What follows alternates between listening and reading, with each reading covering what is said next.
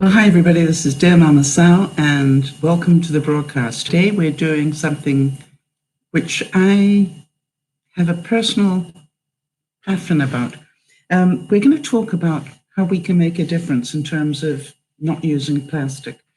And the reason that I wanted to talk about it was that I actually, you spend all these hours watching videos online, and every now and then you come across one and you think, boy, and I'm so glad that I saw that. And I watched something, and I'll put the link to it below and also on our resource page at DearMamaSal.com. And for those of you who don't know, we have a resource page. So if I talk about anything, a book or whatever, I will just give you the link for that at the resource page. So DearMamaSal.com, and then you just look for broadcasts and the tab, and then it has the resource page underneath that. All right, so in fact, I should put the link to that as well, Jody. So this is amazing. I watched this video called War on Plastics, and it blew me away, quite honestly. And I don't get blown away very easily. I've lived a long life and I've seen a lot of things. And I've certainly seen an awful lot of plastic, and I've seen the problem, and I've watched quite a bit about it. But this particular video did something that made it so in your face and so obvious. And I thought I would share some of what they did, just so that you get an idea if you don't have time to actually watch the video. But what I wanted you to do is to understand what they did, and then take what they talked about and see what we can do to make a difference in our lives. Now, we don't have to, but just a couple of sort of eye openers, quite honestly. So let me show you what they did to start with. They took a street, okay, with houses on both sides, and they divided up the road. Do you get the idea? And so this half belonged to this house, and this half belonged to this house. And what they did is they said to all the house occupants, I don't know if they did it over 3 days or 3 different hours or how they did it, but this is what they basically did. The first thing they did is they said, go into your kitchen and bring out anything from your kitchen that is plastic, everything. Now, I want you to think about that for a second. Let's think about some of the things, obviously, I'm pretty sure that everybody's first thought is, the Tupperware cupboard. But it was way beyond that. It was all the spatulas, all the cooking implements, all those sort of things, because we forget about those. Then they said, don't forget to open up your fridge. And it's pretty horrifying when you look in your fridge. First of all, everything is most things are either in a plastic bottle, or you've got them saran wrapped. All right. If you think about it, it's amazing just how much plastic you've got in your fridge alone. And I want to tell you, these little areas that they had were beginning to pile up. It was quite amazing. And then they said, okay, fine, well done. And what they did is they calculated the weight of all that stuff. And then they said, okay, now then, this time, I want you to go to your bathroom and laundry room. If they're 2 separate rooms, and bring out everything that's plastic in your bathroom and your laundry room. Now, again, think about makeup. How much of our makeup is plastic? How much of the stuff in our laundry room, I'm thinking hangers and, think about it, what about your laundry detergent? Is it in plastic or not? And so, it was amazing. And then the last thing they did was to say, and everything else. In other words, your garage, your If you've got a tool shed, those sort of things, bring out everything else that's plastic. And you know something? It was horrifying. You just sort of went, when you actually physically see it, it is horrifying. And I want you to imagine, if you can, what your piles would look like. And I certainly did. And I was pretty horrified. So what I thought I would do was talk a little bit about what we can do. All right. And there's more to what they did. And so I just want to make sure you understand this was, a big bit of research that they did with this street. What they did is they weighed the total of these houses and said, okay, we know that X number of houses created this much weight of plastic. And then what they did is they multiplied that times all the houses they reckoned were in England. And, then they sort of calculated how much plastic was being contained in houses across England. And it was pretty scary. All right, now then, the next thing is, how many of you live in municipalities where they actually collect the plastic? I'm pretty sure that some of you do. And the question is, what do they do with it? Okay. And so what they did is they followed the plastic. Now, everybody just looked at the people doing this video and they said, no, but the municipality collects it. And they said, yes, but then where does it go? Oh, I don't know. Well, they followed it from this particular place all the way to the Philippines. It was horrific. I want to tell you, there were like mountains of plastic in the Philippines, mountains of it. And quite honestly, it makes me feel quite ill just to remember the picture. There's some visuals you can't unsee. Do you know what I mean? You've sort of seen it and you can't unsee it once you've seen it. And then they did one more experiment. They took a group of house owners and they said, we want you to go shopping and just buy your usual shopping, just so that we can do an experiment, your usual weekly shop or whatever you do. And off they went. And then when they came out with their plastic bags, of course, before they took everything home, they took them into an area and they said, okay, now we want you to unwrap all the plastic that you have just bought. And they had extra containers and extra things with them that weren't plastic. And what they did is they deplasticized everything in that shopping cart. So all the fresh vegetables, suddenly the saran wrap came off, the styrofoam came off, because that's, a type of plastic, right? And they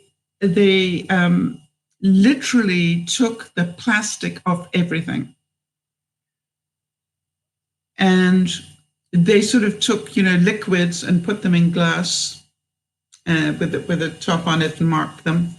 And they then took all the plastic that I think there were about 10 householders, and literally in shopping carts took the plastic back. It was to Tesco.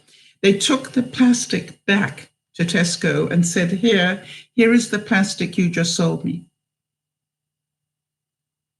Now, I want to tell you that was a bit of a wake-up call, but they did warn Tesco that they were going to be doing it. They were decent about it, but it was a bit of a wake-up call because even Tesco was pretty shocked at the amount of plastic, saran wrap type plastic. Think about it when you go shopping, all right? How much extra plastic and how many things that are plastic are you buying? And so what I thought I'd do is to talk about some ways that maybe we can rethink. You don't have to change if you don't want to. That's life. Everything is a choice. But I thought some of you might like some ideas, some of which you already know, but some ideas about how we might be able to change. Now, the first one, I'm pretty sure that most of us now take our own reusable grocery bags to the store. And, I hope that you do. And I quite often forget mine.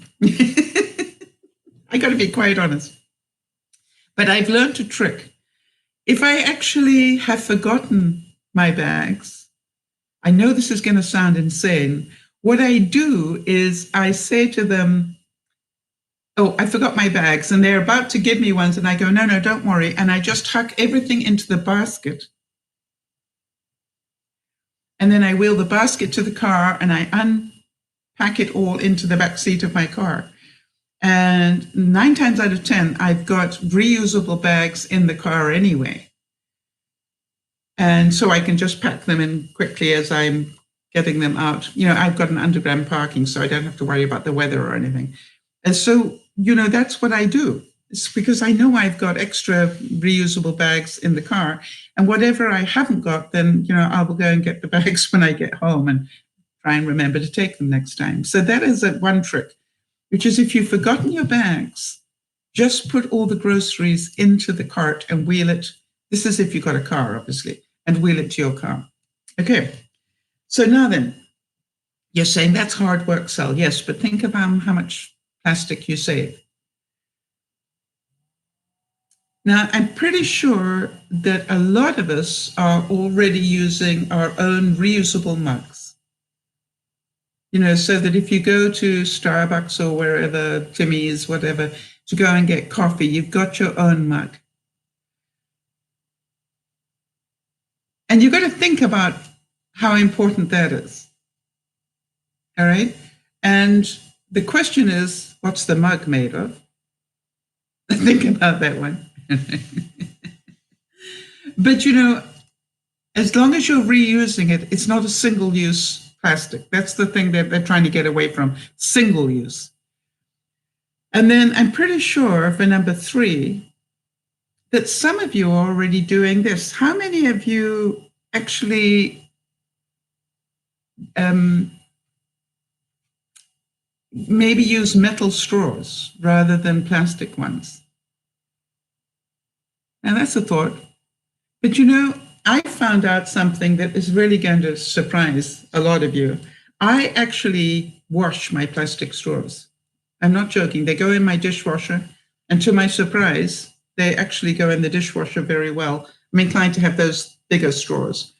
And I just literally put them in the cutlery section of my dishwasher, and I wash them and reuse them. And, I've been using the same couple of straws for nearly a year.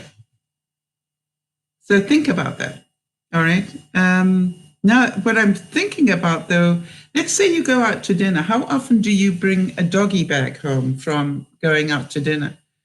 And my question is, do you take your own doggy bag with you and your own straw with you?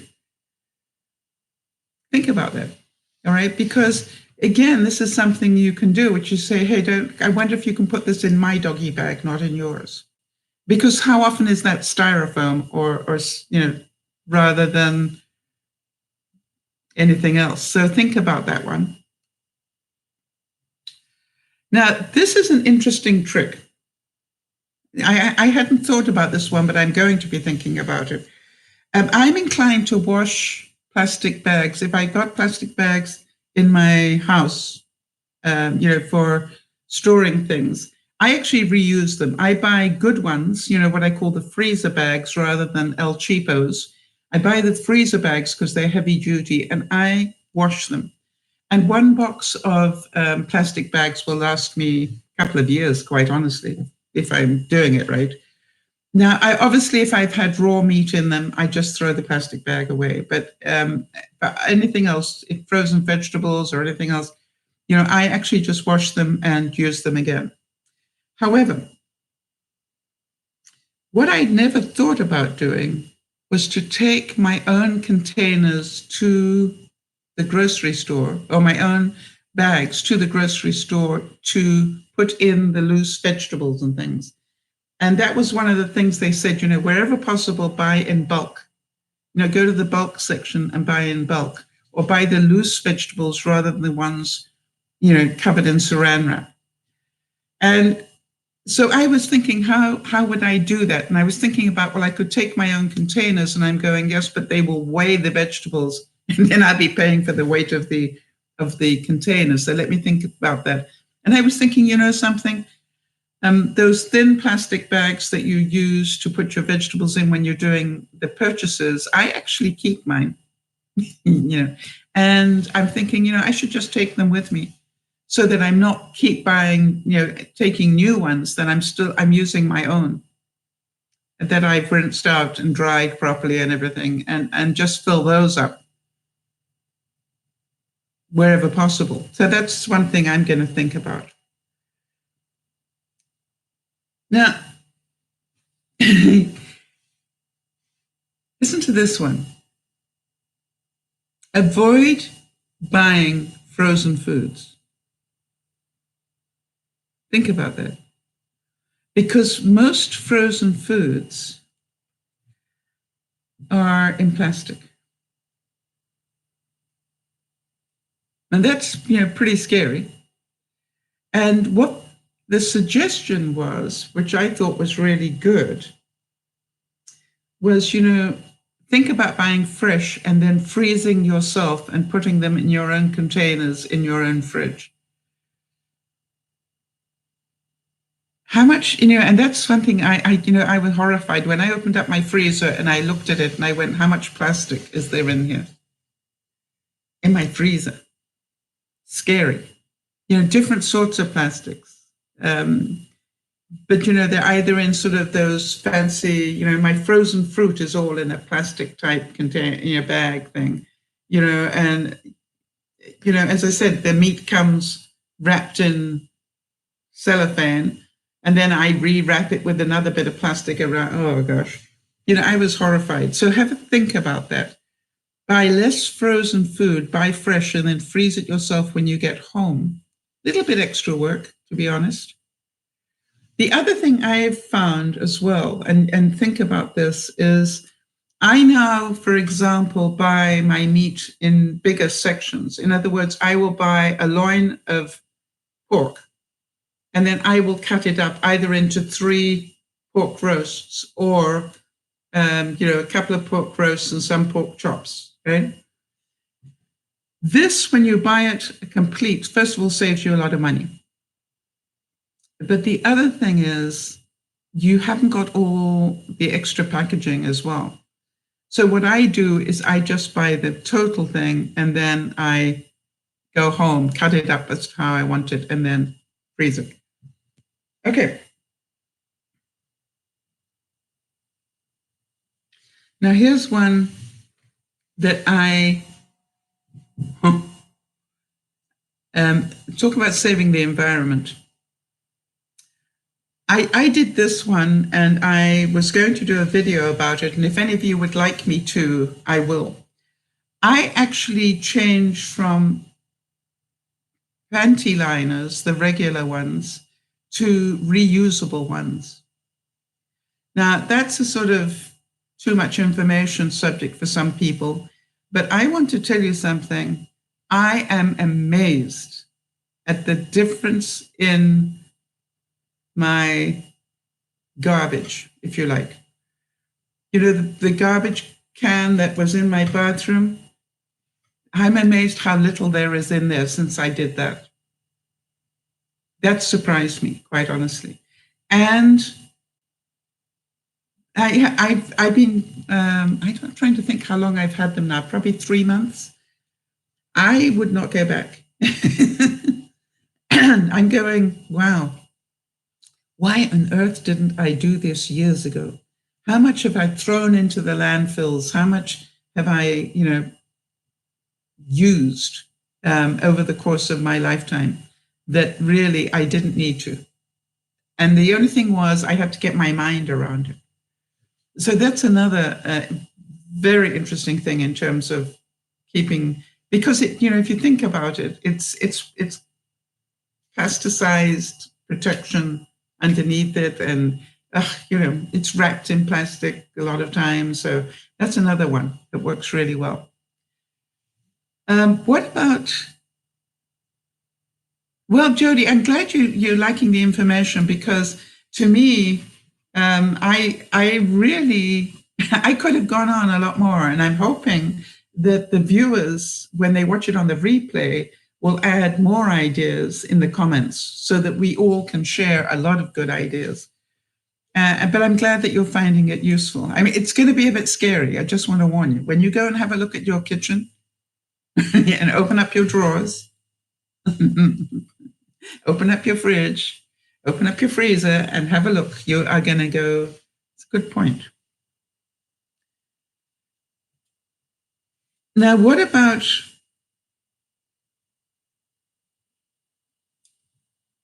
bottled water? Do any of you buy bottled water? And if so, why? They did a wonderful experiment during the course of this program where they literally took water and put it in fancy bottles and then took it out for a test run. They called it, Odor Life or something. I don't know what they called it, but they literally, and they gave the public, free water. And, anybody that was already carrying a plastic bottle with water in it, they then gave them a metallic bottle with water in it. And what they showed people was the water that they'd just been given for free was actually tap water. And it tasted just as good. If you didn't tell them, they tasted it and they said, it's really good. And you go, yeah, it comes from the tap. The other thing they did is they did an incredible experiment where they went on a road trip to see, was it possible to refill water bottles at gas stations? Think about that. When we go to a gas station, we're inclined to buy another bottle of water. And what they found was that they literally had to plead for somebody to turn on a tap and fill up their container with water. Why? Because the amount of bottled water that is sold and how profitable it is. And what they did is they wrote to, some of the major gas companies and said, do you realize that there is not a faucet where people can, refill with good drinking water? And, you need to think about that for the coming generation. You need to think about it right now. And then they took it a step further. And who uses the road most? Well, that would be the truckers. And so what they did is they literally went to a whole bunch of truckers and they gave them the free bottles and said, okay, we want you to start demanding fill-ups of your water bottle rather than buy plastic. And, if enough of you keep doing it, they're going to end up being forced to actually supply you with a faucet somewhere convenient where you can go and fill up. I thought that was brilliant. Now, the other thing is they asked us to consider the packaging on everything, which it was interesting. For example, how do you buy your milk? Do you buy it in plastic? Do you buy it in the paper, but waxed paper? What do you call those cartons? Tetra Paks, right? Those Tetra Pak type cartons. Or do you buy it in glass, which is something you can clean and return? And so that's something that I thought about. But then they brought up something else that I really went, wow, never thought about that. Although, funny enough, I already do it. When you go to buy laundry detergent, do you buy your laundry detergent in plastic or in cardboard? That's what I thought about. Now, I, funny enough, buy my laundry detergent by the box. And I have done for the longest time. But an awful lot of people, buy those big jugs of laundry detergent. And so what they are saying is rethink that. If you want to, if you just change, think about the size and the amount of plastic in one of those jugs of laundry detergent. And, at least cardboard is biodegradable, and I don't know what happens to your biodegradables in your municipality, but in mine, they take all our compostables, things that will break down, that are biodegradable, and they turn them into fuel. And the fuel actually fuels the trucks and things that the municipality uses, which I think is great. But, think about it. When you're at the store, look at the packaging, and if you're given a choice between tea that is in a plastic container or tea that is in a cardboard one, think about the cardboard one. You see, if enough of us did that, then maybe we could change the packaging. And I don't know about the rest of you, but I get so incensed, particularly, I don't know why it is, but particularly on deodorant, where you buy a deodorant, stick that is yay big. And, I buy the gel ones, and this is all plastic. And then you turn the thing at the bottom and you watch the thing push the gel up. And, 9 times out of 10, it is 2/3 of the way up before the gel starts coming out of the top of the thing. So what I've paid for is this much extra plastic that has nothing in it. And that makes me really angry. I understand that you need to get it under pressure to move up, but really, this much? No. Well, the reason is, how many of you, want to pay that much money for just something that's this big? See, that is what it is. When it's this big, you go, oh, that's worth it. But really, you're only getting that much deodorant. So now, in terms of deodorant, that's a plastic thing. And I was thinking, is there another way around that? How many of you, and maybe some of the viewers, use those mineral stones as a deodorant thing? I'd be interested to know if any of you do. I know I used to in my 20s. Maybe it's time to go back to that. And so they were saying, consider glass bottles for milk. And now then, how many of you got rather a lot of condiments in your life? You've got the tomato sauce, you've got the HP sauce, you've got, the soy sauce, you've got da-da-da-da-da-da-da-da. Yep.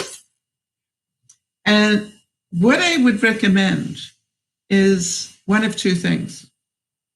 Think about cutting, if they must come in plastic because you can't buy them any other way, think about cutting the choices down by half. I used to have about 6 different salad dressings in my fridge. And I decided that's insane, right? 6 bottles, plastic bottles. And every year at the end of the summer or whatever, some of them I'd save and use as marinades for the winter. But, quite honestly, most of them get thrown out, single use. And so now what I said to myself, you're allowed to have 2. That's it. But what if people come? I'd like them to have a choice. Well, they'll live without it. And so the last one that I've got here at the moment was about chewing gum. For any of you who chew gum, have you any idea what gum is made from?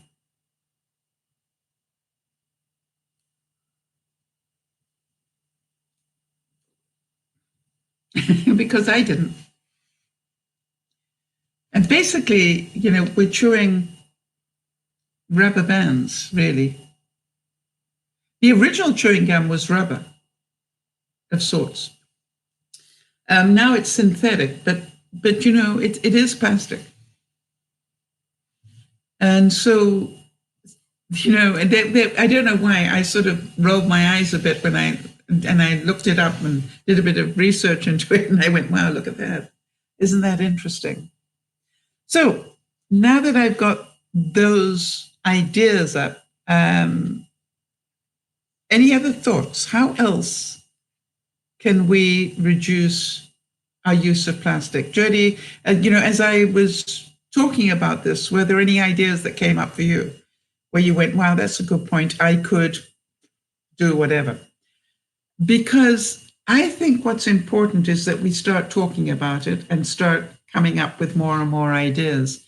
I definitely want better ideas about, I do buy loose vegetables most of the time when I go grocery shopping.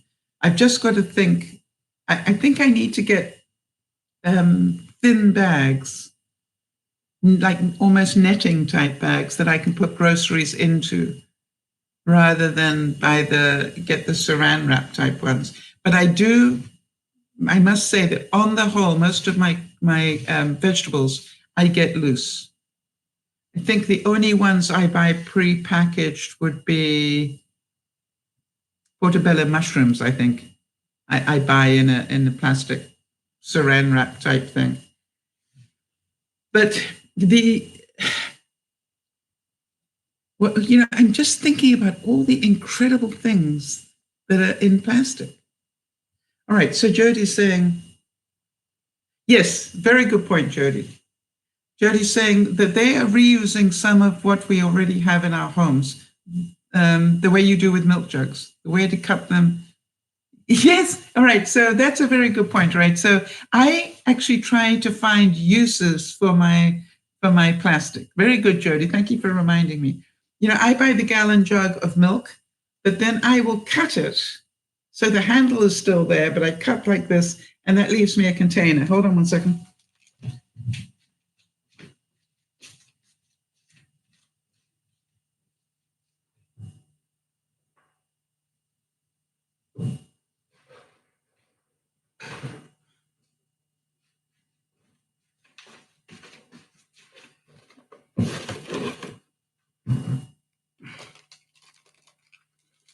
Very good point. Okay, so you see this? So all I do, if you can imagine, this is where the top of it normally is. I cut down and across, and that gives me a container, and these fit beautifully into my kitchen cupboards. Actually, I have a series of them all over the place. I have some under beds containing certain things, and it's a great way to compartmentalize stuff.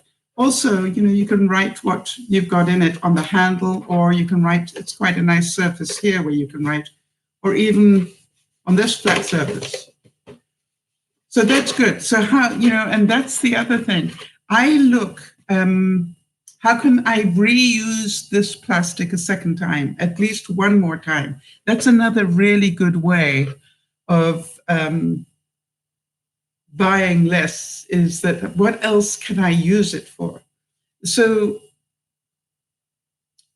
I keep all my, let's think about this.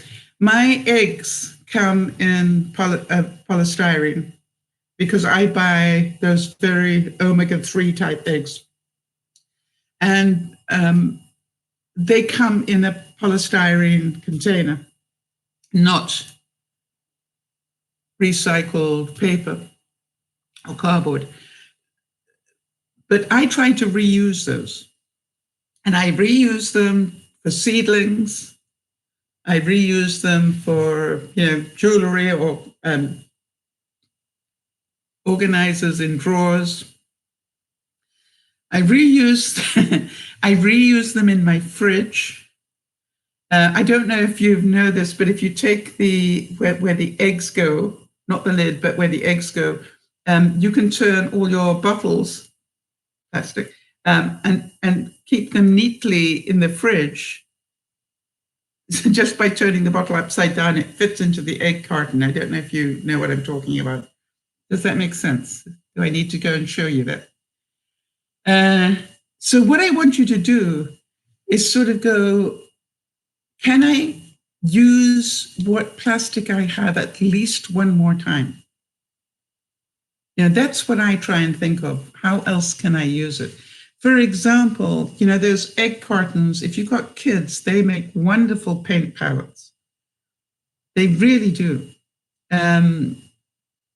Like you can just put different color paints into each of the little slotties, and afterwards it's nice, easy cleanup. Right now then, let's see how creative we are. The yogurt containers. Do you use them and throw them away, or do you use them and keep them? And if you keep them, what do you use them for? See, that's what I want people to talk about, because I think we all have ideas that we're using, but we're not sharing them necessarily. I keep all my yogurt containers because they are just the right size for Jell-O. As some of you know, I'm busy, thanks to Jody, on a fasting regimen at the moment, and I'm on day 9, I think, Jody. I'm quite amazed. I'm on day 9 of a fasting program where I'm literally fasting 18 hours a day. I'm started at 16, and I'm now up to 18. And what surprises me is I'm just having a look here to see. It only shows 1 week. Okay, but you see,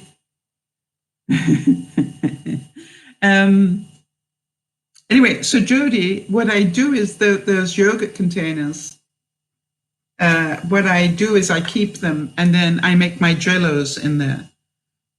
And so I can use them 2 or 3 times. Obviously, as an artist, I keep a lot of them to mix paints in. So I use them maybe 2 or 3 times or more. The other thing I found as an artist is that if you scrape out most of the paint and then let it dry, it actually comes off as a skin. If you let it totally dry, you can go back a couple of weeks later and it'll just almost peel off as a skin. So you don't have to use water to clean it up. I go in there with this metal scrubby and they're clean. It's amazing. And so that's saved me having to buy a lot of containers to mix my paints in. I'm starting to collect quite a collection. And again, great little containers for organizing drawers and things as well. I tried to think about stuff like the ketchup and sauces. That's quite a big one for me as well. I do get my soy sauce I have in a glass bottle. But quite honestly, I buy a plastic bottle to fill up the glass bottle now that I think about it. So I've got to rethink that. And I'm not quite sure how to do that. Maybe somebody's got an idea. But, if we stop buying the plastic one and start buying the glass one, at least the glass is recyclable at a different way, all right? So this is really what we're thinking about. Now, the other thing I saw, this blew my mind. I saw another video this week of the guy in Singapore who said that the problem of plastic was getting so huge. It's amazing. Once you start watching something like this, you just keep seeing other ones. He realized that the plastic problem was so huge that he wanted to do something about it. And he actually quit his job and started. Yeah, Jody's saying, imagine the impact on the environment if we all just made one change. That's why I'm doing this video, Jody. That's what I thought too. What if I can come up with a couple of simple ideas, all right? And that if everybody made one of those choices, like maybe buy the detergents in a box rather than in the jug. If we did that, we could make a change just within the DearMamaSal community. That's exactly why I did it. Anyway, this guy in Singapore, he said, I think I can do better. Now, some of you probably heard that they're trying experiments to make a plastic covering for roads. Wouldn't that be clever? all right, that instead of using tar, that they can use plastic. We got an awful lot of road system, and I think they will end up making it work. I'm not quite sure how, but I think that is, to my mind, an incredible use of plastic. This guy said, I remember talking to you all about the woman who was getting people to stuff plastic bags into plastic bottles and then use the plastic bottles as insulation into building houses. Well, this guy took it a step farther, and he said, why don't I just, reuse plastic and use it to make building materials? Instead of steel, instead of, certain other things, I'm thinking, I wonder whether it's the steel that he's replacing. I'm thinking more about drywall, for example, that instead of drywall, they're using, plastic panels. Now, my question would be, being me, what if there's a fire? Because I've seen plastic. I've been wearing plastic in polyester and seen it go up in flames, and I was inside it. So I believe you me, I've got a healthy respect for plastic and fire. So part of me, but I guess they must have some sort of fire retardant in it or whatever. But he literally is now building buildings out of, using plastic. And what happens is, they collect all the plastic and then they turn them into pellets. And then he takes the pellets and then turns them back into liquid, and then extrudes these different forms that they use in building. Now, I thought that was incredibly clever. And so, to me, there are so many things. I'm thinking about things like, why aren't gutters made of plastic? Right? It's indestructible. Right? It's going to last 100 years. Why don't they make gutters out of plastic instead of metal that rusts? And so I'm thinking, hi, Kerry. So I'm thinking, we've got to think about the things that we use that we get frustrated because they rust.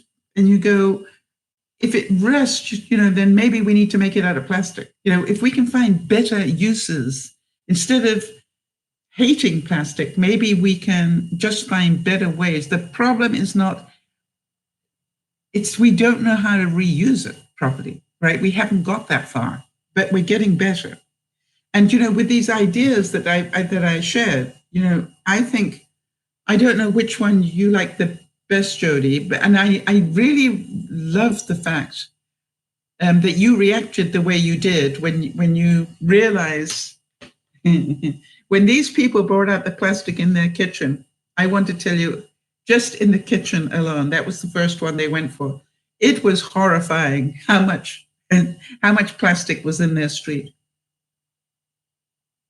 And, they literally, it was the stuff under the kitchen sink. Can you think about under your kitchen sink? What's under your kitchen sink? That's plastic. Scrubbing brushes, solvents.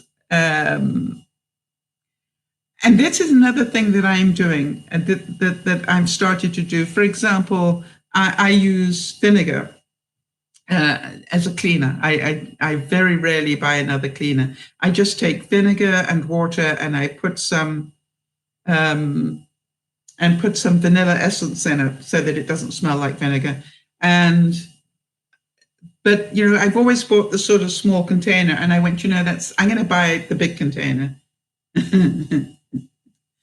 And somehow something tells me I can reuse the big container better than I can reuse the small one. All right. And that's and I haven't found a way of buying that's not in plastic. But you think about it, I started buying yogurt in bags, like, do you know what I'm talking about? Like a giant toothpaste, rather than the individual cups. And I thought, really, when you look at everything in my fridge, the fridge was horrifying when I looked in my fridge. And I'm just looking at it and I'm going, the things that, I thought buying laundry detergent and cardboard was something that everybody could do. Jody, I really did think that of the ideas I was thinking about, I really thought that one was something that everybody could do. It's such a simple choice. Do I buy it in plastic or do I buy a box of it? And, because you can see that the cardboard, is a reusable, is a renewable source. It can be, it'll go back into the environment easily. Plastic won't.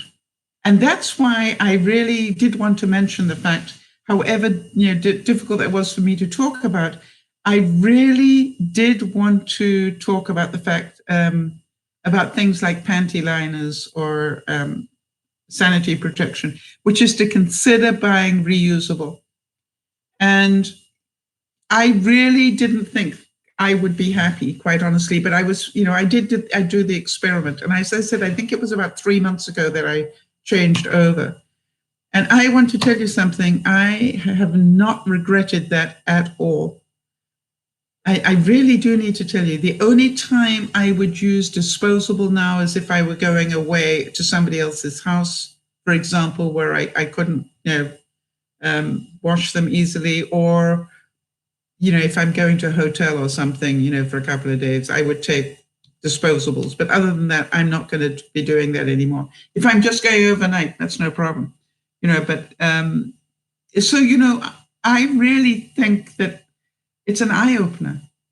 And I really encourage you to watch the movie and to share the movie with your friends, because the truth is, it's really mind-blowing. Yeah, I'm just wondering whether you'd like to see the panty liners. I could quickly go and get a couple if you're interested. Because, it really is amazing, the difference that it's made in my garbage. I was shocked. I went to go and empty the garbage from, okay, hold on a second.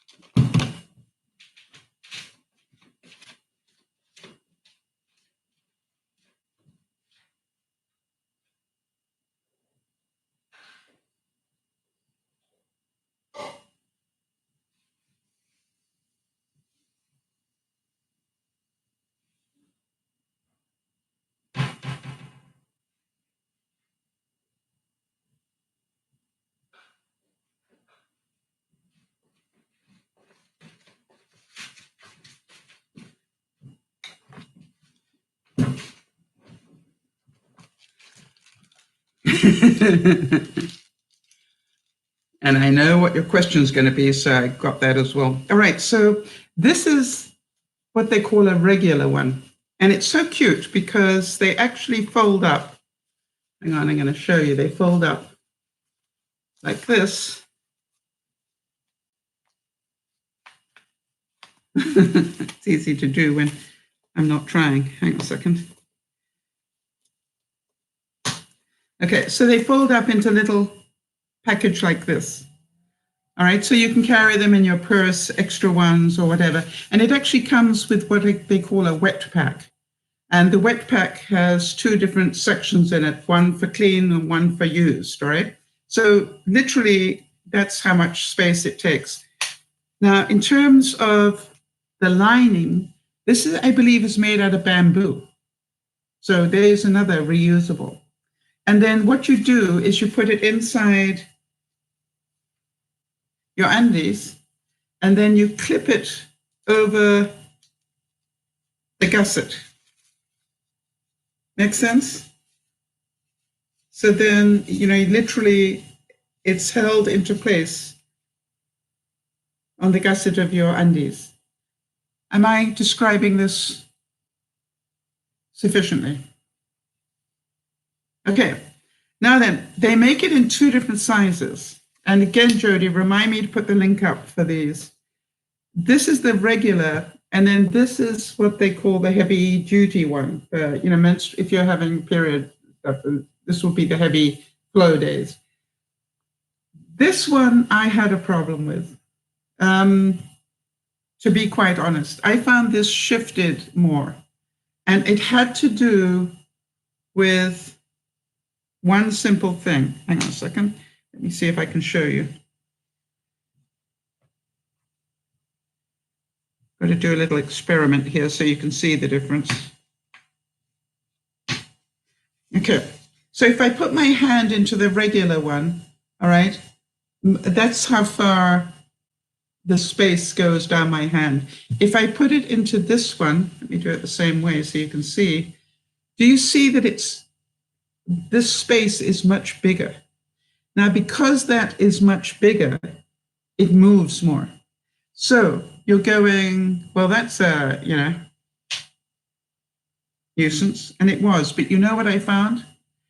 If you need a heavy duty one, I found the answer, of course. Start with this one and then put this one over the other one. You've now got more protection. And hang on a second. And now it won't move as much. So I find this works really well, and it doesn't move nearly as much. It took me a while to work out how to, as Jody would say, MacGyver it, but I did. I found the answer. And you're going, well, why waste wearing 2? Well, I got news for you. No problem. Now then, the next thing I know you're going to want to know is stealth. Yeah, Jody. So you want to see how they work, right? Now, this requires some help. Would you say that you pee this much when you pee or this much when you pee? I think let's try this one to start with. Even this probably, I'm not sure that I even pee this much, but let's presume that I do. Now, here's my point, all right, which is, think about this. Really, a panty liner is to catch the odd dribble rather than, you're not meant to pee into it, agreed? And so here we go. So I'm just going to dribble some on here. And what I noticed was that it runs right off. I don't know if you can see that. It actually doesn't absorb it. So, but if you put enough there, I'm just going to turn it upside down and see what happens.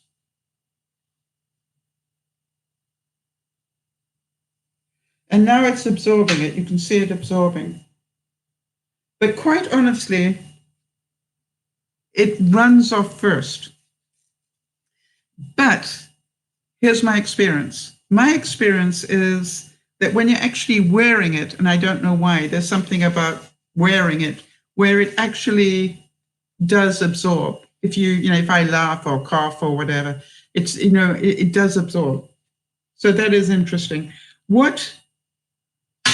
They make different sorts, and that's what you got to look at, is what is this material? And I believe that there is, I could be wrong. Actually, if I put enough water, we're going to find out. Hang on a second. I just want to see if enough water gets there, what does it come through here is what you want to know, right? I'm trying to think of the questions that I was pretty sure you would ask if I ever did this. So I'm just going to let it sit and see if it goes all the way through. Yeah.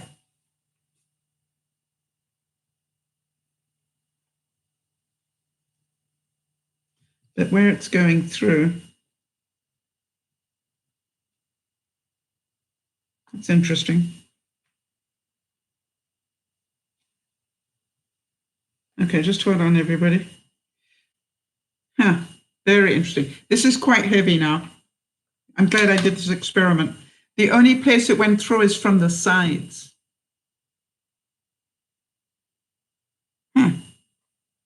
Which, of course, would be bent over. Interesting. So the whole of that went into here. That surprises me. I didn't expect that. All right, so the question is, if you pee this much, will this absorb it all? I don't know.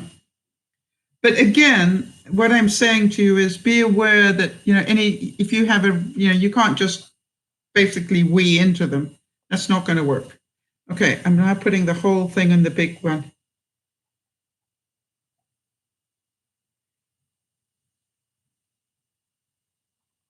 Interesting. Nearly there. I'm just running it up and down.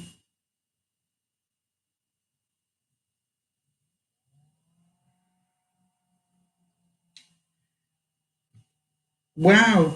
And it didn't go through.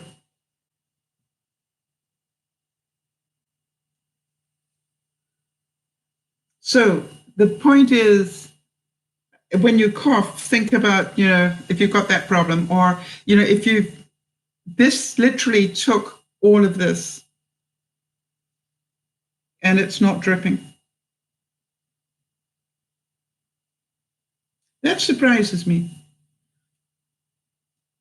I'm not surprised very easily, but that actually surprises me. So this material, anyway, so let's presume that you've had a period or something and you've used this, and now you're out and about and you've got your wet pack with you. So what you do is you just fold this up wet as it is. Okay, and you put it in the wet section of your wet pack that you've got, and it's in just like a little makeup bag, and you put that in the wet section, and then you just take your next one from the dry section, right? And or another one like this. Very easy. And by the way, you huck them in the wash. Obviously, if you've got if you've had a period or something, just rinse them out with cold water, but then just huck them in the wash, and they wash beautifully. So there you go. I want to tell you, I am horrified at the difference in my garbage since I've been using them. I've got to say that. So is there anything else that you're doing that helps save plastic, not putting plastic into the environment? Jody, I've been wanting to do that, but I didn't know how to do it. This is the perfect time, quite honestly.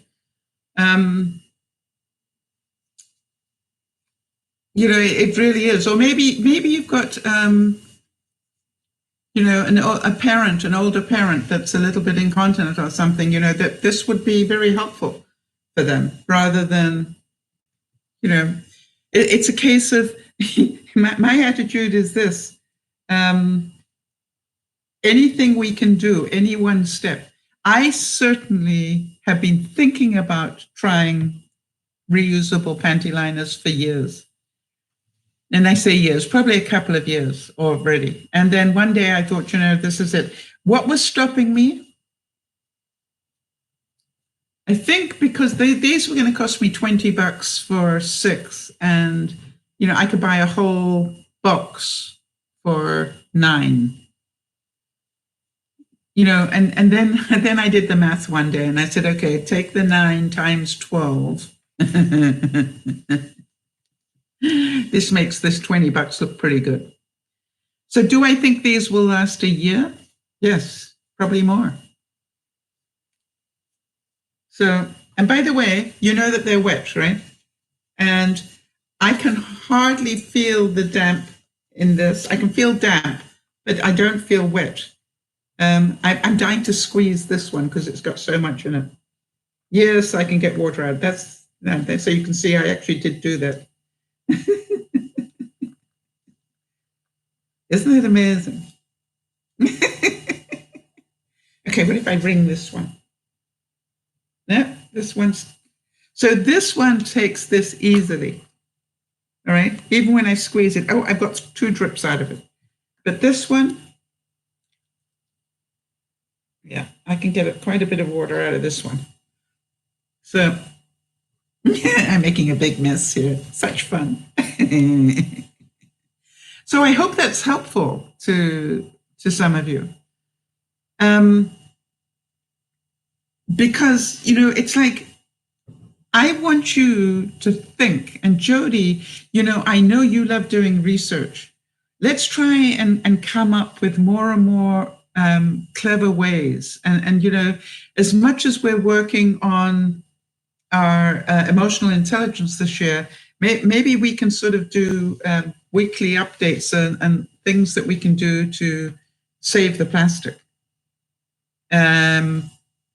And I would love it if the viewers came in with what they're doing. I'm just looking, for example, you know, I have certain things, yeah, plastic, how much plastic, how much plastic. I'm looking at how much plastic. You know, it's scary. Really. It is scary how much that we've got. And you sort of look at it and go, why did I never see how much I was using? So part of my shopping now is going to be to compare. Do they make that in a different way? By the way, what about blister packs? You know, I'm thinking about, you know, when you buy your meds, how much plastic? Yeah, the plastic container, or you get it in those blister packs, which are foil on the one side and plastic on the other. You know, it really is. We use so much. And I would really encourage you to watch that movie, The War on Plastic, and to make sure you see that section where that guy goes to the Philippines to see what happens to the recycled plastic. I mean, that was so scary. What I'm pleased to tell you is that they did one other thing that has always frustrated me, and that is they did a cost analysis of how much it costs to buy groceries loose versus pre-packed. So let's presume that you're going to buy you're going to buy some strawberries, and you can buy them loose, or you can buy a carton wrapped in plastic, right? Normally in a plastic container. The price of the loose is more expensive than the strawberries with the plastic around it. Now, what they said is, why?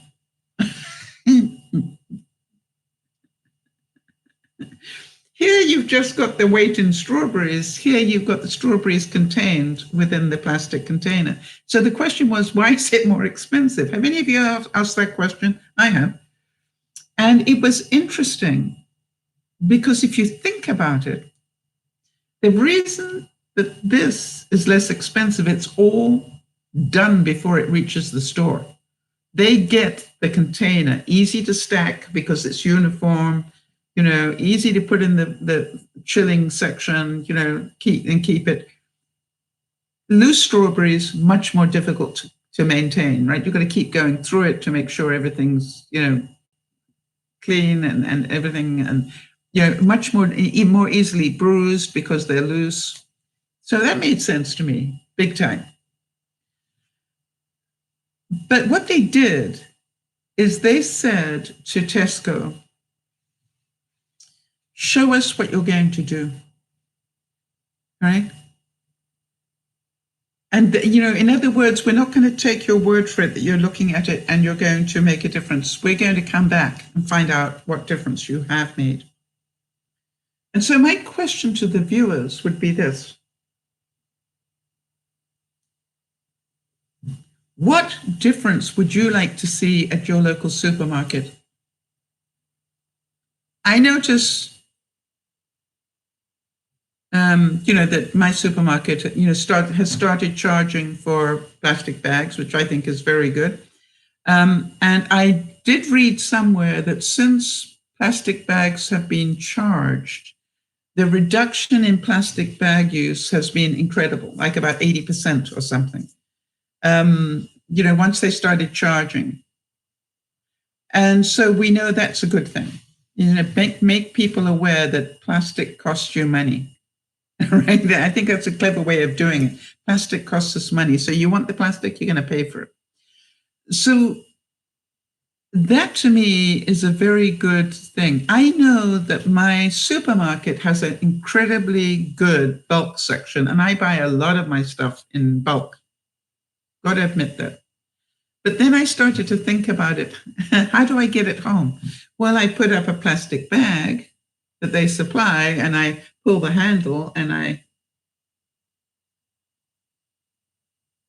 So, really, I'm still using plastic unless I take my own plastic bags with me. That's the thing I've got to think about. And then I need to talk to my supermarket about and say, hey, if I bring my own plastic bags, is that okay? Do you guys have a problem? Or, maybe ask them, what are people doing? Or maybe we'll do a bit of research and see what people are doing. If any of you are already taking your own containers to the supermarket to buy in bulk, tell me what you're using. I'd be very interested to know. Because I think it's something people do need to know. I'm still trying to work out all those ketchup, mustard, dill, what do you call it? Pickles, salad dressing, all those things come in plastic bottles. There's got to be a better way to do that. Maybe I'm going to start looking for salad dressings in glass. I've got a feeling Newman's Own, I might be wrong in that. But, I'm going to start looking, do they have salad dressings that come in glass rather than in plastic? I reuse, I now buy, for example, I buy my peanut butter in bigger jars. Why? The bigger jar is more useful to me. Yes, it's made of plastic, but I can then use it for storage. Let me show you.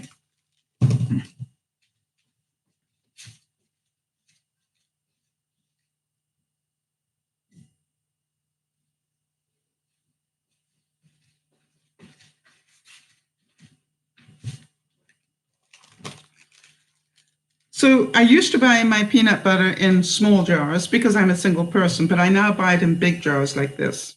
And because this is a useful container for storing things. Here we go. Beth, there she goes. I knew she'd come up with it.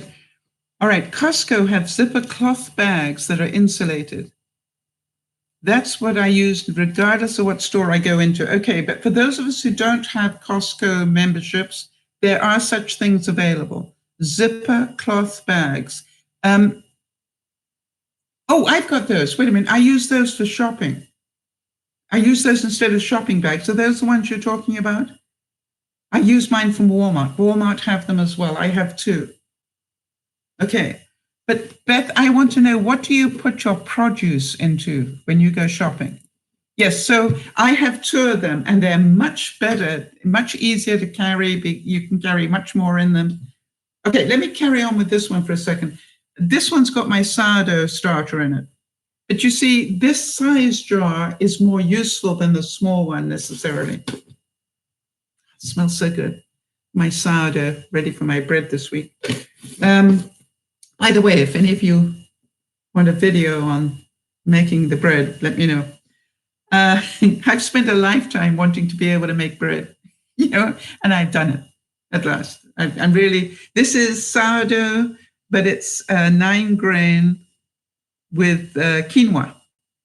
I've got quinoa in there as well. So this is a really very healthy. But funny enough, when I make the bread, it looks like white bread.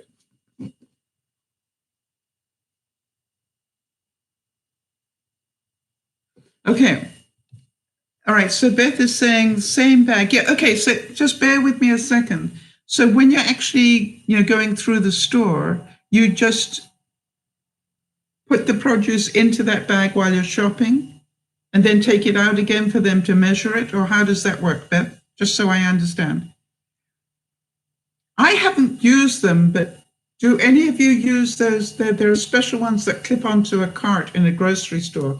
I'm actually quite keen on looking at those as well, because that must be a much better way to buy your produce. And they look like they're washable as well.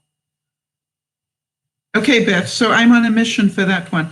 Beth, I don't know if you heard the beginning of this, but, I was talking about some ways that we can reduce the amount of plastic. I also talked about reusable panty liners. And I'm just still amazed how much this one held.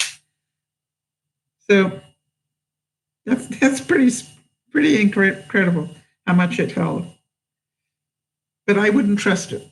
I wouldn't, if I got caught short, I think there would still be an accident, is my point.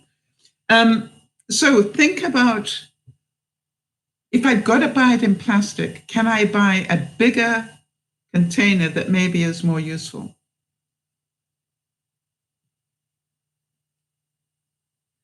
Okay, Beth, that's what I wanted to know. So Beth is saying that's, I've seen those special bags that go into the cart, and I really would like to consider getting those.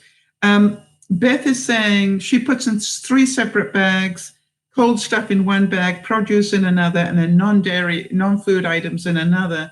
And she said they just take each bag, scan it, and then put it back into the bag. Good, okay. And they have the bag, and Beth has hers labeled so they know where to put everything. Okay, excellent. Control freak is not the word for it. I think what you are is incredibly smart. Myself. That's just my feeling.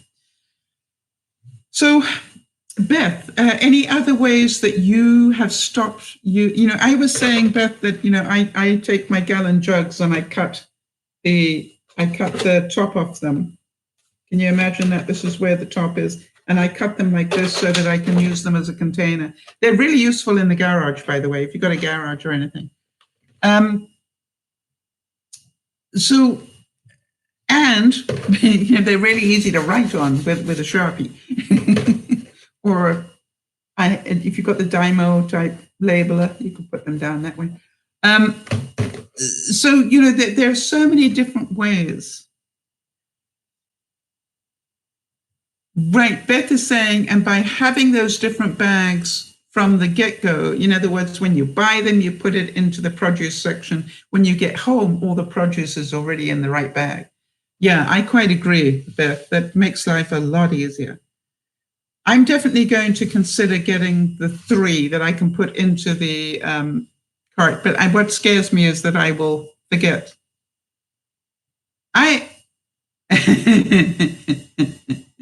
You know me, I'll buy them and then forget to take them with me. But not all the time. Sometimes I will remember. So this is, it's really good stuff. And I'm really looking for more ideas that you guys have come up with. Because I'm pretty sure that between us, we have a lot of really good ideas. Again, think about things like, what do you use your egg cartons for? What do you use? Try to get a second use out of everything. I know this sounds really incredible. I am actually keeping all the plastic bags that I've got at the moment, because I know that I'm going to use them to wrap up when I'm wrapping up my, the final stuff in my house. I'm going to literally have those.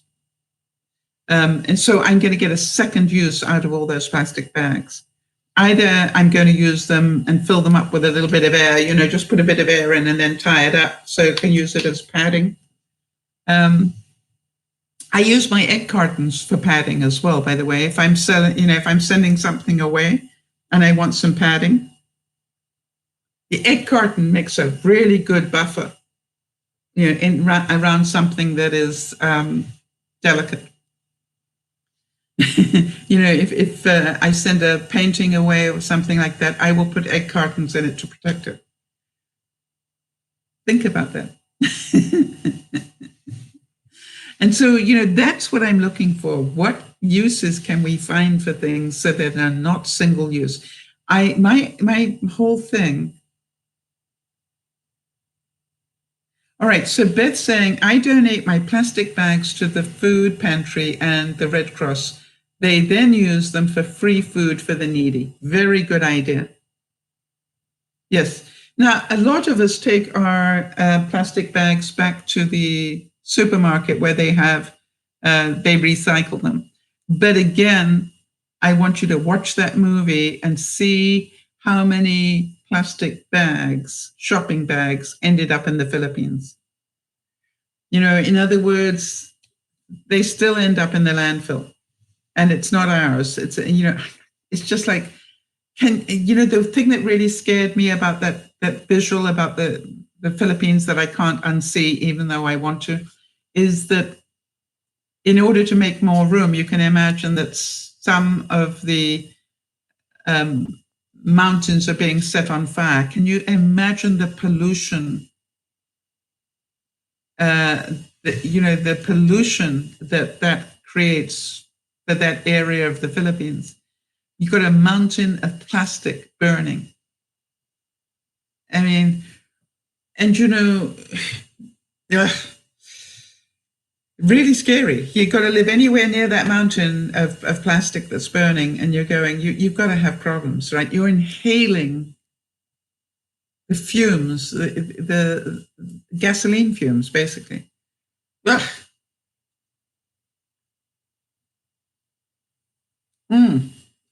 So Beth, you've already watched it. Yeah, I want to tell you, everybody should see it. I think this particular one was called The War on Plastic, but I found that if I have to say it, that is the most impactful video I've watched all year.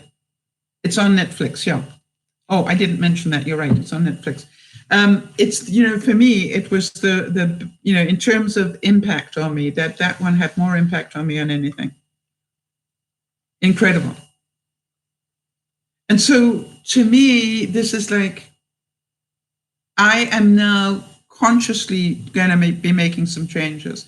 It's a bit like what surprised me, Beth, and we were talking about this earlier, was that, I heard that Jody was doing these fasts, and I quite honestly, the mother hen in me was very concerned about her health.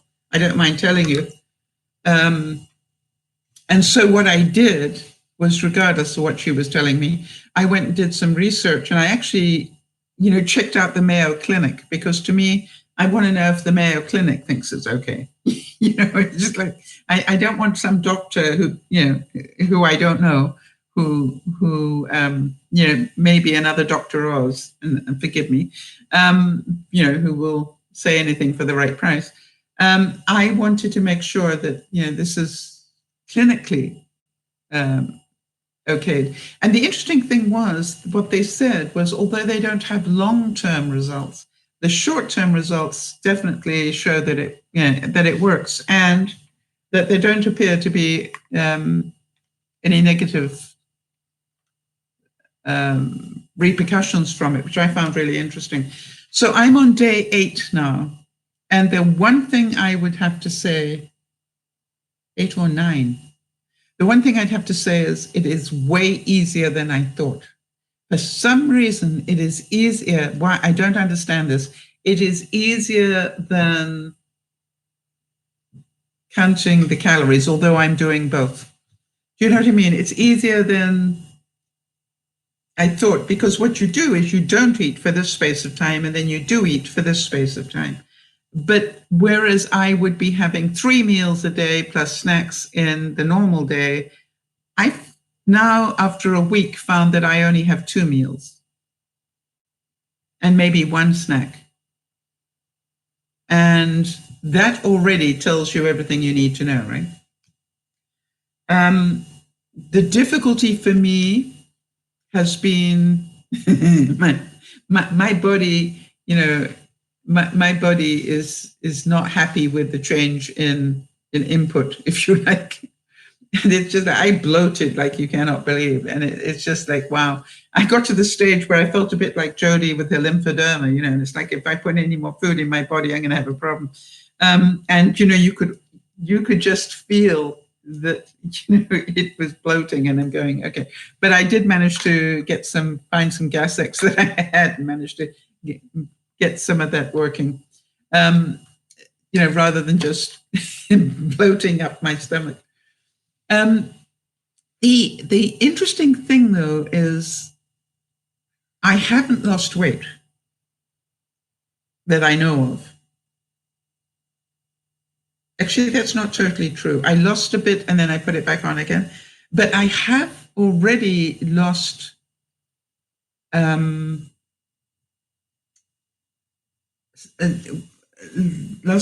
inches on my stomach. That confuses me. Now, I want to know whether the fat from my stomach is on the scenic route around my body, or what's happened. But I can tell you that in a week, I have lost about 2 inches off my belly. So believe you me, my belly needs to lose a lot of inches. And so that to me was really quite surprising. So it'll be interesting to see if the weight follows it, or whether, I don't really care. I would like to lose the physical looking weight as well. And I've got a feeling it probably just takes a little while. Jodie, I don't know how long it took for you to see the impact of the fasting. But I do need to say this, that it is way easier than I thought. It's funny. I relate it. It's much easier than giving up smoking. Because I thought I was going to get hungry all the time, and I'm not. Why? But I must admit, about 3 weeks. Okay, Jodie, we'll look forward to that, right? And sharing with you all. But what surprised me was I thought I would be hungry all the time. Now, I am making sure that I plan my days accordingly. You want to start your fast at such a time. In other words, I start my fast about 11 o'clock at night. And then that allows me to eat in around about 5 or 6 o'clock, which will be the normal time. And what I do is Jodie, what do you start with when you have your first bit of food after a fast? What do you start with? I'm still amazed that it's healthy. This to me, I must admit, I was very judgmental about it. I was terrified for Jodie, quite honestly. But being me, I told her that. And I said, please check it out with your doctor. And when her doctor said it was okay, you normally start with an apple and a salad. Okay, so you are putting the good stuff in first. You don't start with lemon meringue pie or something. Yeah, funny enough, yesterday I did that. Yesterday I put in a salad and a boiled egg and string cheese. Yeah, that's what I did. The previous day I started with good stuff for me. Yeah. Bread.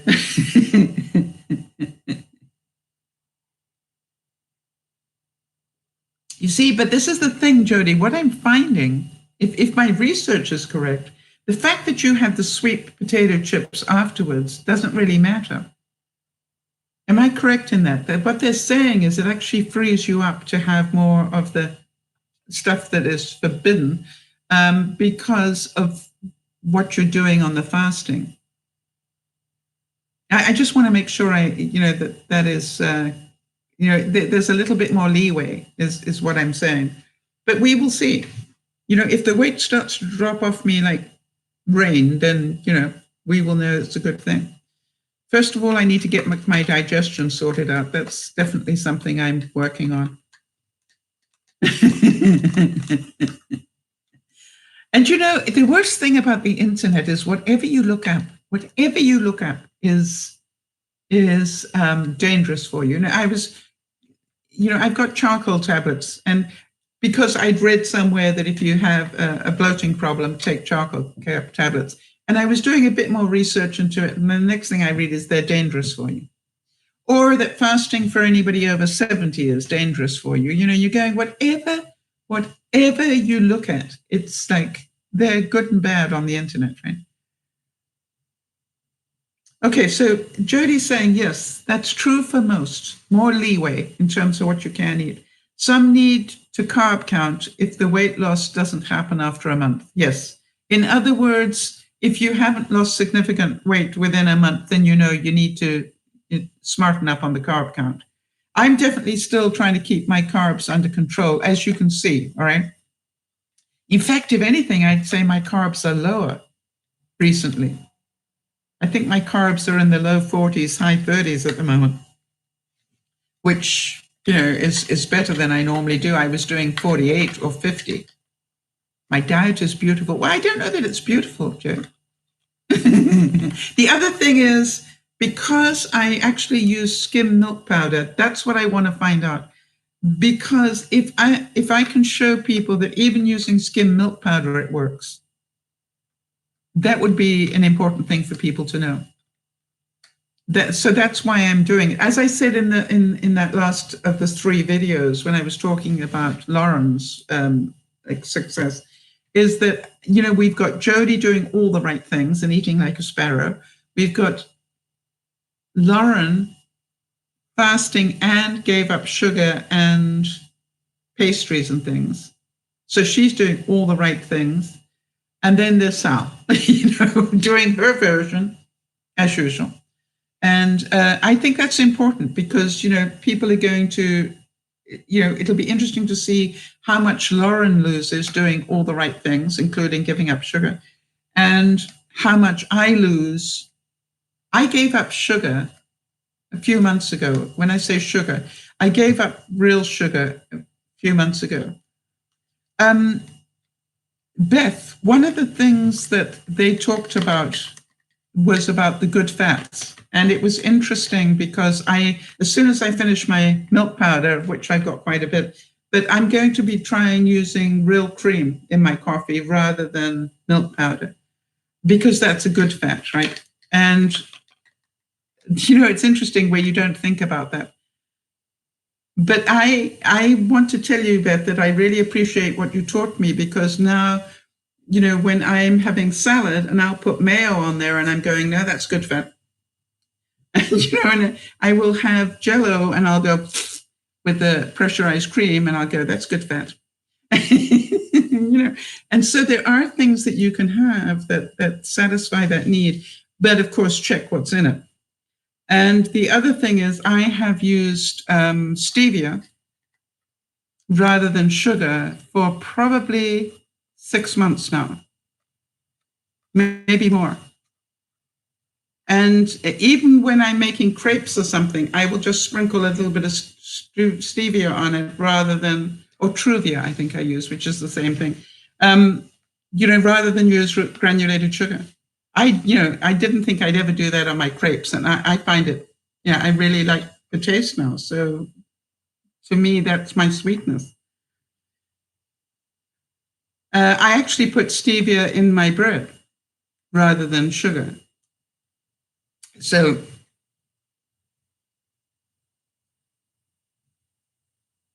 you're right. So you're going to start Swerve, all right, sweetener. I've never heard of that. It's a sugar alcohol type. Yes, so is Truvia is as well, I think.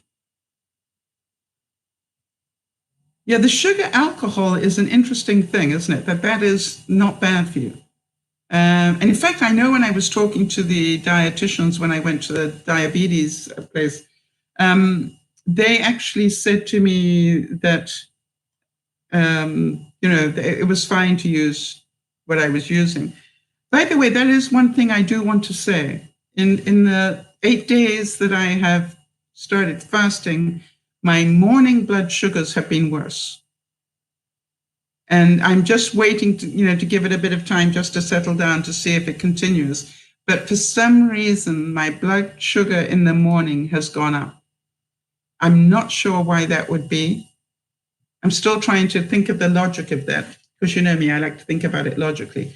But I'm feeling, it's funny, I was talking to Benji, and I'm going to be having dinner with him tomorrow, but I was telling Benji that I had started this, and he said, wow, how are you feeling?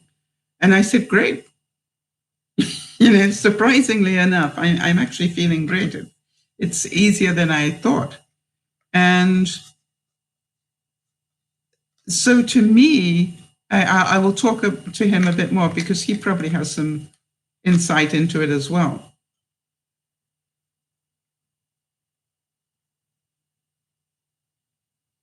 Now, I thought just to finish this, I'd give you a bit of a case study on something that happened to me this week in terms of dealing with stress and manipulation and things like that. You will remember I sold my trailer about a month ago. Well, I got a call. If you remember, I sold it to a woman who in turn was donating it to a homeless man. And the interesting thing was that this week I got a call from the homeless man. And he was working with the woman who bought the trailer, all right? So, but what I heard from the homeless man is he'd fallen out with her, and now he wanted to know how much I had charged for the trailer because she was charging him an amount that he thought was a ripoff. All right, do you get the idea? And I don't know how you would answer that, but I said, this is none of my business. And he said, no, I'm just trying to find out if she's ripping me off. I said, this is none of my business. I sold the trailer to her. What she is asking you to pay is between you and her. It has nothing to do with me. Yeah, I know, but da-da-da-da-da. And I said, no, it has nothing to do with me. I sold the trailer to the lady. End of story. Well, I'm not trying to get you into the middle of this. I said, yes, you are. That's exactly what you're trying to do. And I am not going to say any more about it because it has nothing to do with me. That's between you and her.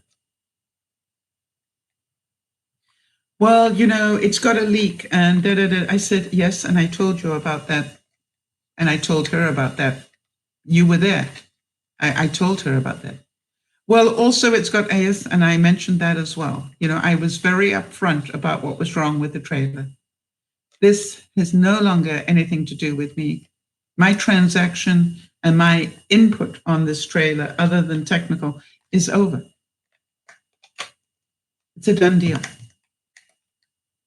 But it was really interesting. He actually stayed very polite. I was surprised. I thought he'd probably get angry and use some nasty words. But he really wanted me, to get involved in this. And I just needed to stay out of it. Because it has nothing to do with me. It's no longer my property. If somebody sells it for 10 times the price, it has nothing to do with me. It's not. It might not be fair. And I understood where he was coming from. And there was that little part of me that wanted to say how much I'd sold it for, because I wanted to be fair to the homeless man. But this was like, this really isn't. If I start in this, I'm going to get involved in something I don't want to get involved in. I don't want to be in the middle of this at all. So I thought I'd mention it because in case anybody has something similar that comes up. And that if you've sold something, it's sold. Right? And, he said to me, well, what do? I think she's ripping me off. I said, well, you may want to go to a lawyer. If you really think it's that bad, You may want to see a lawyer. And, I'm going, but I know that a homeless man is not going to go to a lawyer. But, other than that, I don't know what to tell him. But I do know it's not my problem. That I was very clear on. But boy, it took a while to get that message through to him. I had to be a broken record. Then he'd go off on another tangent, and then he'd go, "Well, what do you think?" And I go, "I think it's none of my problem. It's none of my business." Yeah, but and then he'd, "What do you think?" "I think it's none of my business." I was like a broken record. I think I must have repeated that about 10 times before he got it, that I was not moving off that position. But boy, it was difficult to do. That there was part of me that wanted to help him, understandably. But, it was, I've got my own problems, if you know what I mean. It's like, it was very difficult indeed. So I just wonder if any of you have ever had anything like that happen. I had it happen, funny enough, I've got a history about trailers.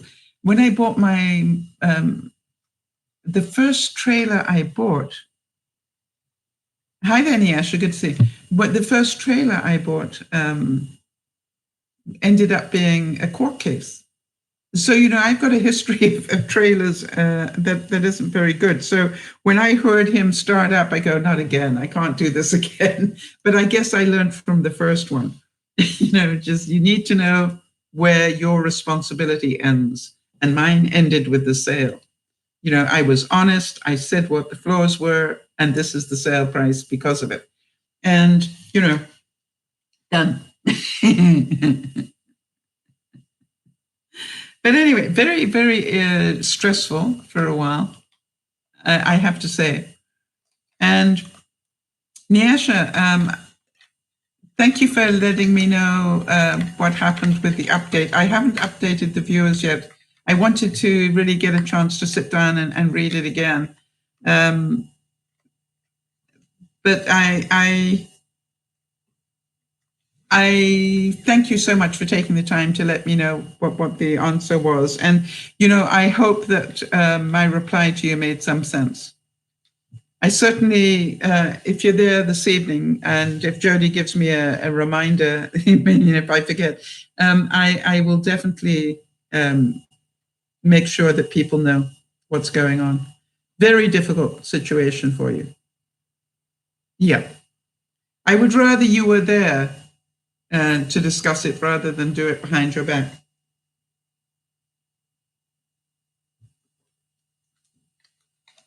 If that makes sense. If I can, if I'm talking about stuff like that, I'd rather that the person is online so they can answer any questions that might be needed. So, plastic. I am certain, actually, it's funny, I was thinking, as I was reading all of this, I was thinking, anybody who lives on an island, well, the UK is an island,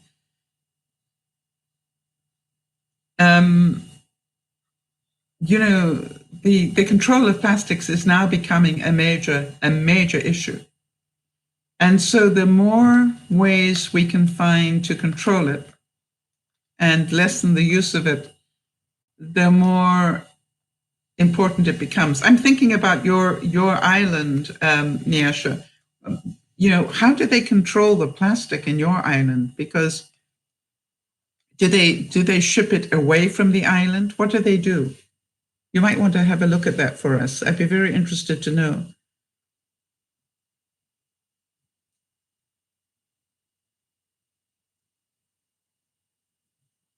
And I am aware now that even for us in Canada, some of our plastic was going to the Philippines, and I think it's being turned around now, and they're saying, no, they don't want any more. And, I think China is doing the same thing as well. A lot of plastic was going to China, and they're saying, no, I don't want it anymore. But here is the thing. I keep thinking about, we've got to see the plastic obviously we've got to get it off the ocean and as far as possible. And goodness knows how we're going to do that.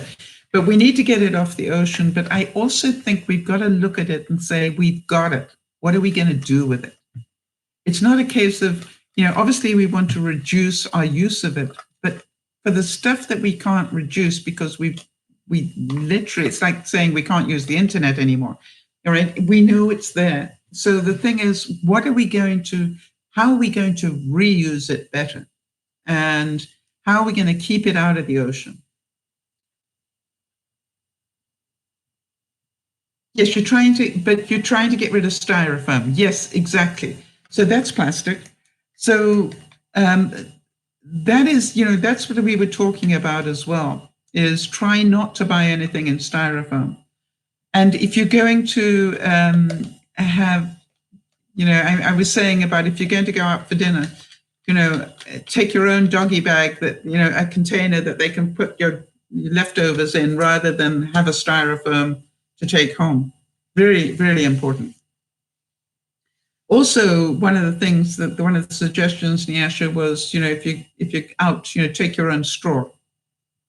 And if you're not using a metal straw, reuse your straw. I run my straw through my dishwasher every day. Okay, I have about 3 of them that I use, and I literally have been using those 3 straws for a year. Amazing.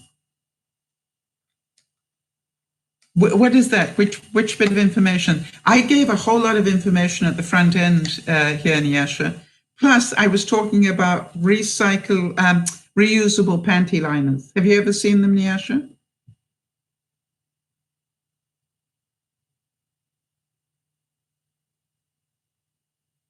And I was showing how they work so that people could see them, because I think, like a lot of things, people,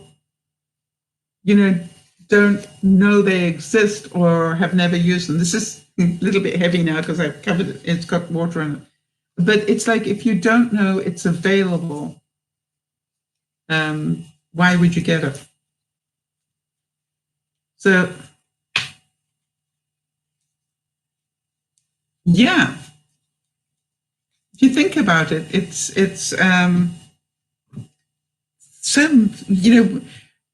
really, when you get a chance, re-listen to this broadcast, Nyasha, because it will blow your mind, and also hopefully will give you some things to think about even in your house. I know that you don't have a lot of the stuff that we do here in North America, but it'll make you think.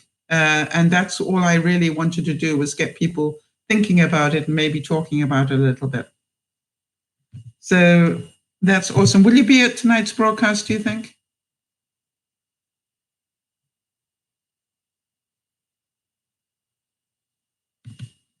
If so, then I will, put a little bit of time aside. Yeah. So, this is the whole thing. I really wanted to make sure that at least that my viewers were aware. And if you are aware, as we said, if every one of the viewers just does one thing to reduce their use of plastic, and it may be as simple as buy your laundry powder in a cardboard box, not in a plastic jug. If we all did that, how much plastic would we save, right? Or if you do buy the jug, remember it's useful. You can, I buy my milk in gallon jugs, but I reuse the jugs, right? Because, it's like, I've got to find a use for this. By the way, I actually reuse my coffee tins. How many of you reuse your coffee tins?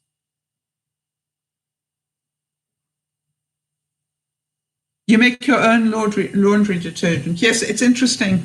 I used to make mine as well.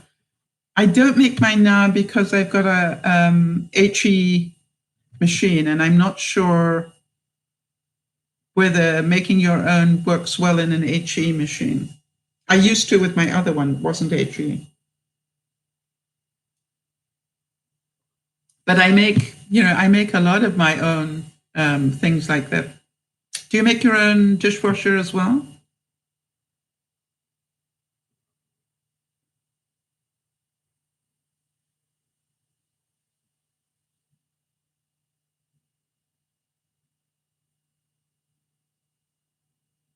You know, it's really interesting, right? Because it's basically the same, Beth. You know, the basic ingredients you put into your laundry, you probably just add a bit more borax or whatever you use for the dishwasher. You know, I would cut in another 50% borax for the dishwasher. But, you know, there are lots of recipes online. But if you're mixing up the laundry detergent, do you make the granule one or liquid one?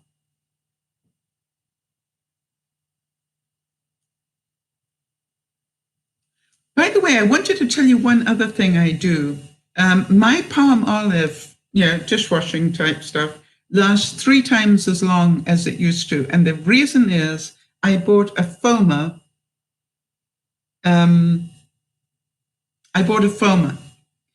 And what I do is I literally use 1/3 of a bottle of detergent and I fill it up with water and then I pour that into the foamer and it works beautifully. Yes, Jody, that's right. The HE needs to be low sudsing, and that's why I stopped using homemade stuff in my washing machine. But I need to relook at that. That's another really good idea that we need to look at. You're all about recycle, but your country doesn't have the plastic bins, styrofoam bins, etc., to separate items. They would normally. But I think, you know, what will happen is I definitely think that I can remember, and yes, I'll make you laugh. I can remember being in the States with my trailer once doing a seminar. I was doing a leadership convention.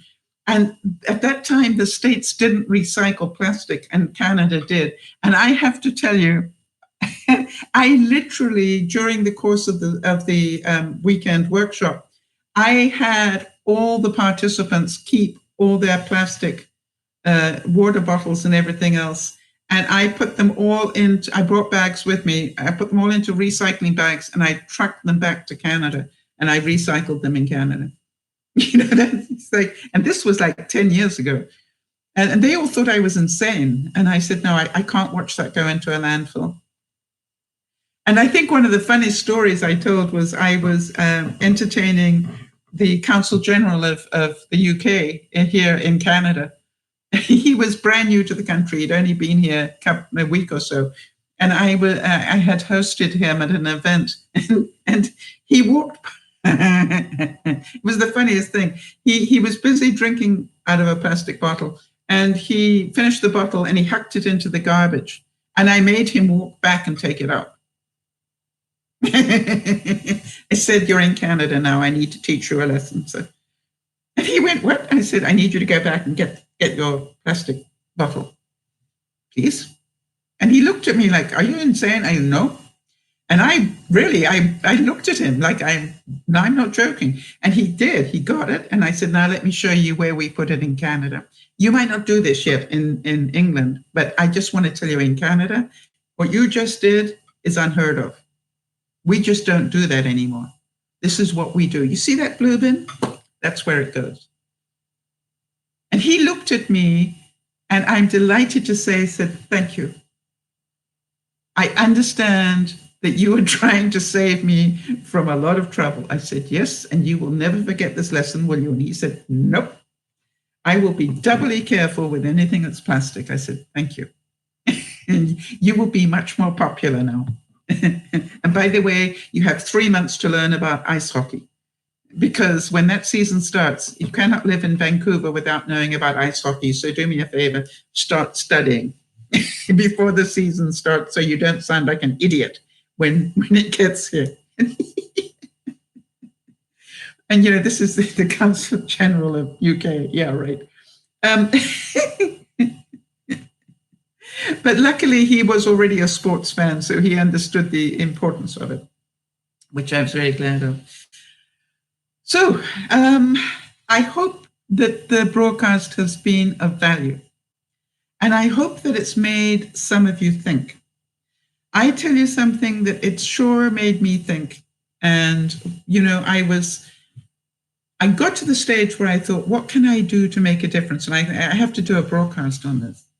Not have to, but I choose to do a broadcast on this because if I can get one person, Jody, where was it that you started to get the feeling? Was it about the stuff that's in your kitchen or the stuff that's in your fridge?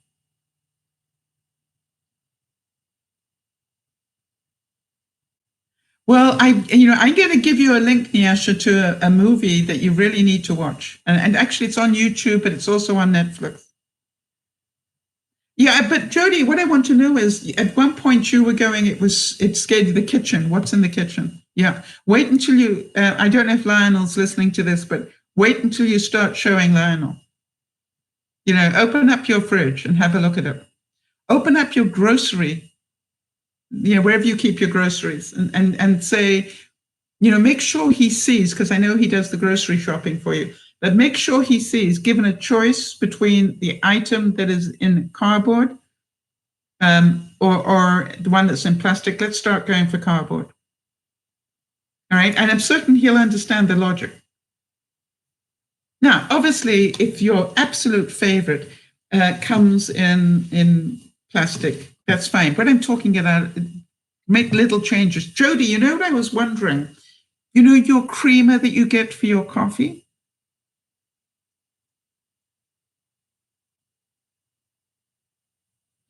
I do from 12, wait a minute, that's 3 until 5 on Friday lunchtime. Yeah, sure. I have to go as well.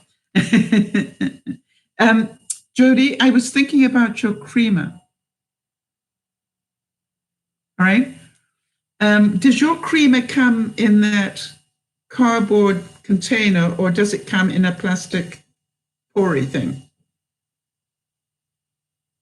You see, that's what I started to think of. I wonder what Jody's creamer comes in, because it can be as simple as that, right? Or you say, I'm allowed to have my creamer like this, but yeah, that's what I thought. That's what I thought. And so, but even, I was thinking, Jody, even things like coffee, am I going to buy a coffee tin that is plastic, or am I going to buy a coffee tin that is made of cardboard and lined? All right. So do you understand those sort of choices now? Now, I must admit that I reuse, if I have a plastic coffee tin, I reuse it. I use them for storing flour and things like that. Flour, not sugar anymore, but flour and oats and stuff. I use plastic coffee containers for that. They're all red, so they match my red and black in the kitchen when I use them. It's very important for me that it needs to match. So think about that. Right? Think about, are you going to buy it in plastic or are you going to buy it in cardboard? I want to tell you, if all of us just do that, it will make a huge difference. And maybe, it was very interesting. Yes, so that's it. Jody's now saying, I may be switching to cream, so it'll be in cartons instead. Exactly. You see, that's the sort of thinking. There was one lady, when you watch the movie, Jody, there was one lady, and she was really set on something. I can't remember what it is now, but you'll see it. She, my age sort of person, and she was really set on this. And the Anita, the lady in the documentary, said, "I really want you to try cheese." That's right. She bought her cheese in a certain way, and the host, the woman doing the documentary, said to her, "I want you to think about doing it this way." And she said, no, I like it. It's just the right amount of cheese. And she's saying, I'm asking you to try it. And this is how I want you to try it. And, when she went back months later, guess what? The lady had learned how to adjust. She'd made the change of her own free will. And she said, I just got into the habit of doing it the other way. By the way, if you can, this was another really good tip. I like, well, I used to, but maybe I can go back to it now that I'm fasting. But I really like brie cheese. If I'm going to have cheese, good cheese, I want brie. I love brie. And what I found was that you can buy a slice of brie for like $5 or $6. You can buy a whole wheel of brie for 10. So I started buying a whole wheel of like a complete round of brie, and then just cutting it up and freezing it. Surprise, surprise, it freezes remarkably well. And then I just bring out, I cut it up into one portion slices and then wrap it in plastic, but then refreeze it. By the way, for those of you, here's another question. How many of you reuse your foil? I talked about reusing my plastic bags. Do any of you reuse your foil?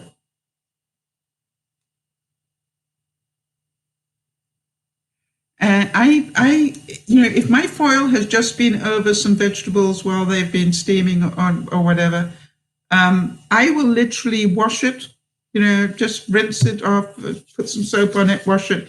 I take a face cloth that I use in my kitchen, a face cloth, and I will just smooth it all out.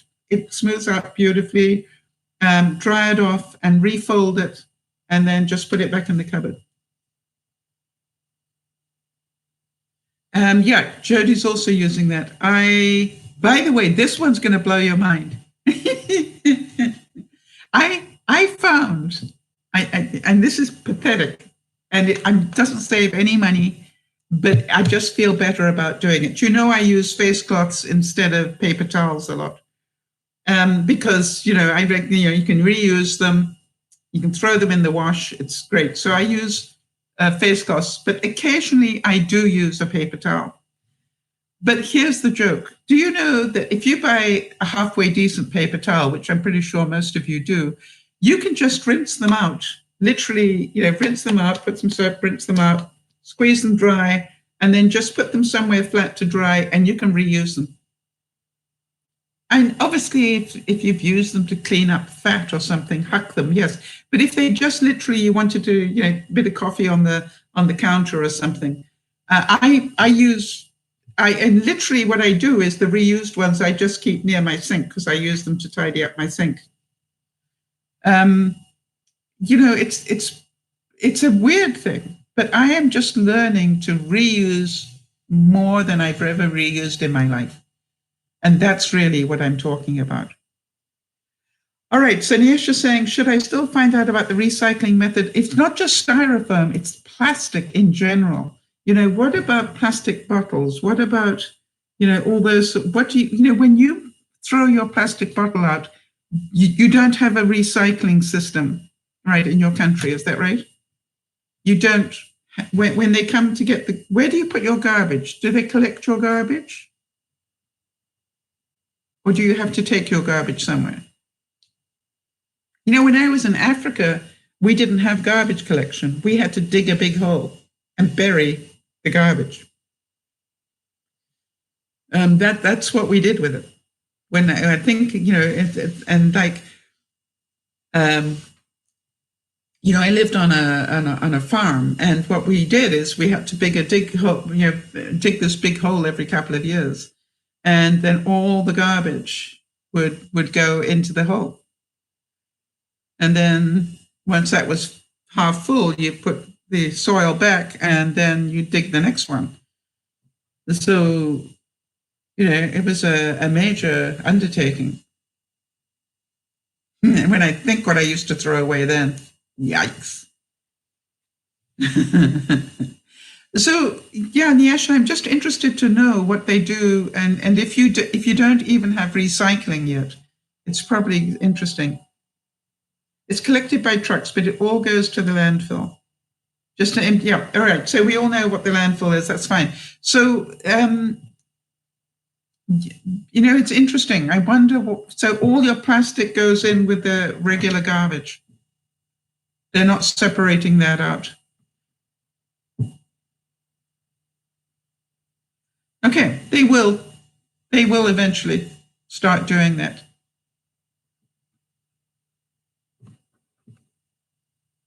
Anyway, I hope you learn something by watching that. I know you love to learn, Yasha, and I think it'll be quite interesting for you. Yeah, it'll be quite interesting for you because you will see just how much plastic gets thrown away. And, you know, maybe you can be part of a movement that starts doing a better job in your island. You know, with an island, you have a problem. There is a limit to how much garbage you can put on your island. All right. And that's why I'd like you to be aware of it, just so that you can, you know, think about that and think what to do. I'd love to be able to know, you know, there's part of me that wants to know at what temperature does plastic go back into being a liquid?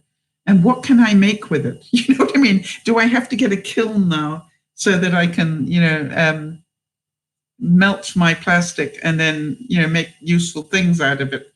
And, you know, there's part of me that's almost that far. But, you know, find uses for things is really, Nyasha, what I'm talking about during the first part of this video. How not to use it one time.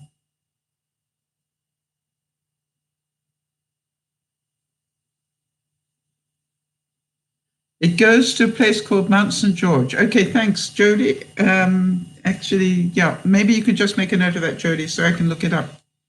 Be very interested to see it. I bet you it's big, and it's getting bigger every year. Do you know how long it takes for plastic to disintegrate?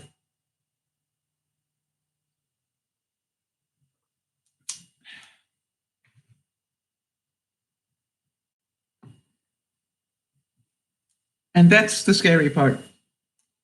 Yeah, what about, yeah, do you know how long it takes to start? If you throw styrofoam into the garbage, how long does it take to break down? Do you know, Nyasha?